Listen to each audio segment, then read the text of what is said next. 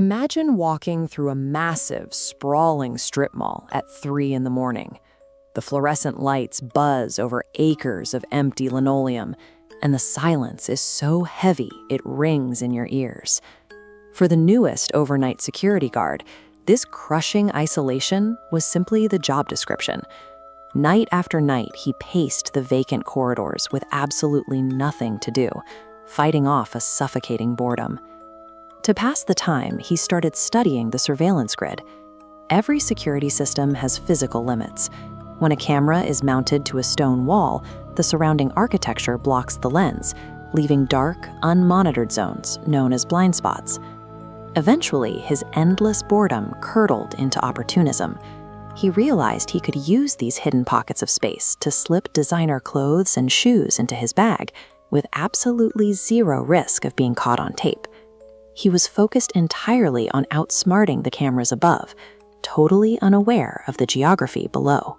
Decades before the first steel beams were raised, contractors poured the modern concrete foundation directly on top of an incredibly old, historically dense forest. By mapping out the unrecorded corners of the building, he easily hid his thefts from the eyes of management. Stepping into the dark, however, placed him in the perfect position to be noticed by the ancient things that still lived in the soil underneath. The first sign of trouble came on a night when the building was entirely locked down. The air in the main hall suddenly grew thick, and the distinct sound of children giggling started echoing off the glass storefronts. Thinking a group of kids had somehow bypassed the exterior locks, he drew his weapon and swept his flashlight across the pitch-black retail aisles. He looked everywhere, but he found absolutely no one. This diagram illustrates a concept paranormal researchers call a residual haunting. Instead of an active spirit walking the halls, the environment itself acts as a massive, natural hard drive. Researchers refer to this as the stone tape theory. Intense energy loops continuously, devoid of any conscious intent. If those giggles were an environmental playback, he was completely safe. A recording cannot perceive a listener, and an echo poses no physical threat. A few shifts later, his greed overpowered his creeping anxiety. He found a massive blind spot near a storefront and began boxing up a pair of Vans sneakers. Mid-theft, the temperature dropped. He looked up to find a towering, pitch-black mass shaped like a person standing completely still at the far end of the aisle. The figure slowly lifted a long, dark arm, deliberately waved at him, and instantly dissolved into smoke. A purposeful gesture shatters the idea of a simple environmental loop. This reaction points directly to elemental entities, ancient spirits completely self-aware and deeply tied to the natural landscape. Elemental spirits act as the original wardens of the earth.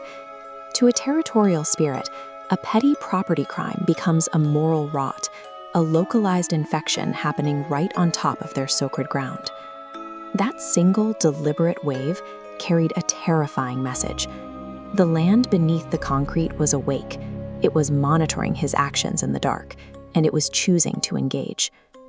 The terror peaked a few nights later. The guard found himself paralyzed in a pocket of total darkness between the stores, unable to take a single step forward. Suddenly, a loud, perfectly clear voice, positioned directly next to his ear, whispered his full legal name. Discovering a highly specific personal identity escalates the situation into a third classification: demonic attachment. An intelligent, predatory entity has locked onto a specific person rather than a physical location. A guardian spirit might chase a trespasser out of the woods, but it has no use for human birth names. Whispering his full legal name proved the entity in the dark had bypassed defending the dirt to actively profile its prey. The hunting was no longer tied to the physical boundaries of the mall. The entity had isolated his identity, marking his soul for a targeted, inescapable hunt.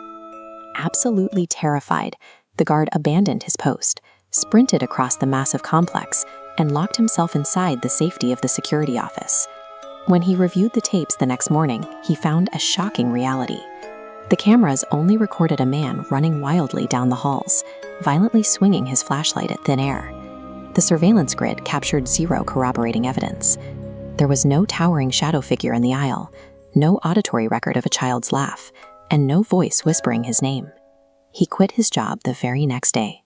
Store managers eventually launched an investigation into the missing merchandise, but they never connected the thefts to him. He walked away with no legal punishment, carrying only permanent psychological trauma. We are left with a final, unanswerable question. Did the crushing isolation and paranoid guilt of theft trigger a complete psychological collapse? Or is our surveillance technology simply incapable of rendering the ancient, vengeful things that judge us from the dark?